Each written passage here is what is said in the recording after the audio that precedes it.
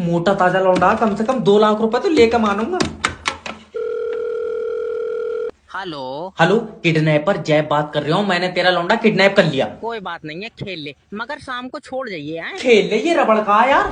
अगर तुझे अपना लौंडा चाहिए तो कम से कम 2 लाख रुपए लेकर आ जा। 2 लाख मेरा भाई, तू ही रख ले, मैं दूसरा बना लूंगा। तू दूसरा बना लूंगा भाड़ू, तू छाप रहा बच्चे। आखिरी रेट बता रहे हो, 1.5 लाख रुपए दे। देख, इतने पैसों में ले नहीं पाऊंगा, तू अपना कहीं और बेच अरे ले। मैंने तेरे घर से यार लोटा चुराया जो बेच लूंगा कहीं और। अरे तो कोई लेन देन वाली बात कर मेरा भाई। 1 लाख रुपए देगा। सारे खर्चे निपटाया कर, 45,000 का तुझे मुझे घर पड़ा। आखा सही बताइए, ये तेरा ये या ताश में जीता तू? अरे नहीं, अपना ही है यार। अरे तो कितने रुपए देगा?